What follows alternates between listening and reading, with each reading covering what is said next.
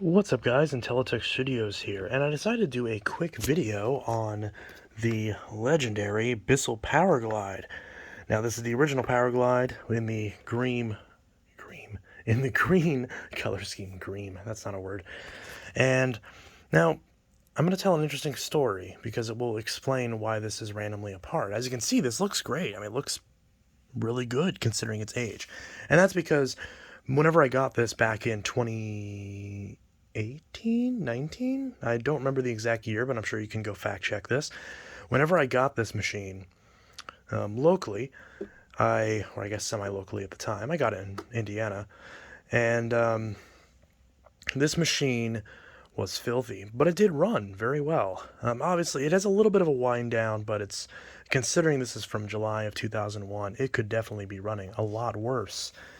And I'm also questioning whether this scratch was there before or if I just now put that on there. I don't know. Either way, whatever. This thing, when I refurbished it, for some reason, I had the bright idea to add 3-in-1 motor oil directly to the commutator right here, right where the carbon brushes rub against it.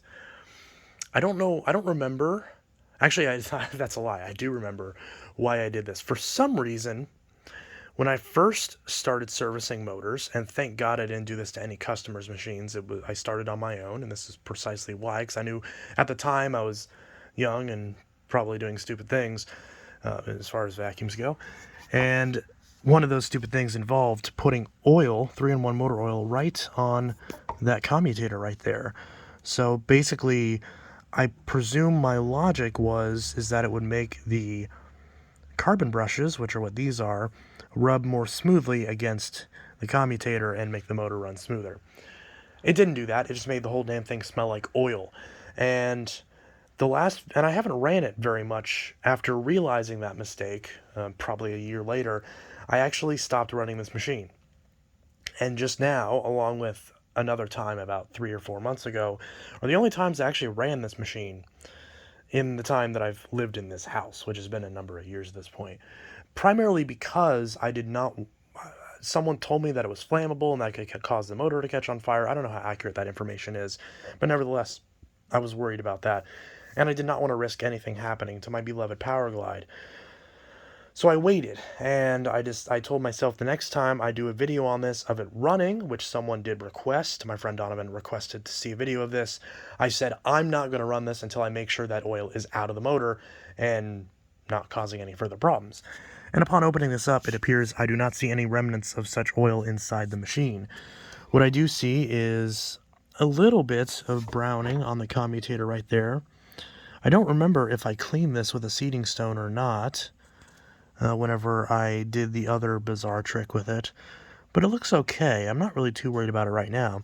But I am going to check this carbon brush real quick, hoping that this doesn't cause any issues with the machine. Oops. So I am going to check this carbon brush just to make sure this is in good shape. And if I remember correctly, this shouldn't hurt it. Me taking this out? Hopefully not. But either way. Oh, good. Okay, this is still really good, actually. So the brushes are good. Oh, yeah, still got plenty of life left on those. And I've been in the habit of checking carbon brushes on my machines more often, especially after seeing what's happened with some vacuums, namely the Fury LE, which I technically haven't opened yet, so I don't know for sure it's the carbon brushes. But based on it, running up and down, it's, in terms of pitch, I believe the carbons on that are screwed up. And someone commented on my very most recent video of me running the secondary 10-amp Fury, the very brittle, creaky one, and they said the carbons could be going out on that one as well. So I will be, at some point, opening those machines up and checking the carbons on those as well. So if anyone knows where I can find replacement carbon brushes for a Fury, that'd be great. Although I haven't actually looked, maybe they're the same as these. From what I understand, these are pretty universal, but I could be entirely wrong on that, so don't quote me. PowerGlides are interesting because, as you can see with like this extra pipe and the way that this is all laid out, all these parts are definitely different than the Power Force. So you cannot find equivalent parts for these. Even the bag doors shaped a little bit differently. So you got to be careful of these PowerGlides. If you have a modern Power Force, or just any Power Force, or even a PowerGlide Platinum or PowerTrack, those use the PowerForce style body. So the vast majority of those parts, worst case scenario, can be obtained for the big green, and they might not color match, but they will function. So this machine, not so much. You got to be extra careful with this. Oh. Okay, so that might have been the problem. Okay, now I'm terrified. Hopefully I can... Oh, thank goodness. Okay, that just pushes right back in there. Okay. That scared me for a sec. Okay, let's yeah, that scared me for a sec. Let's push this back in there. Line that up. Just like that. And we're gonna put that screw in before I ruin this thing. Oh goodness. All right, let's just real quick.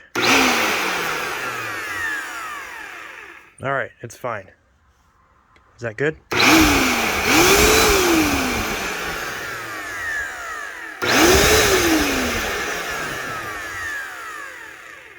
All right, okay. That's good. I didn't break it. Whew. Oh, that's great. Okay. See, it doesn't matter that I've been fixing these things for... And again, I know I said fixing... that little motor thing that I just said was a stupid mistake that I did a few years ago. I did it once on this machine, nothing else.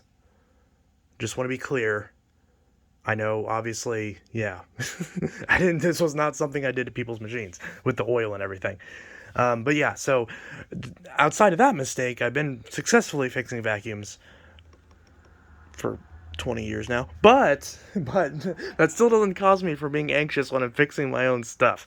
So I will never, much in the same way that I will never outgrow the humbleness of loving these Bissells, I will never outgrow the humbleness of fixing something and then being terrified and holding your breath while you test it and see if it still works. Although I didn't even fix anything, I just checked a brush. So I suppose I could check the other one too, but nah, I don't want to mess with it. What does Ruby think? Should I go ahead and vacuum with this? What do you think? Ruby, what do you think? I guess you don't. I guess that's the problem. Yep.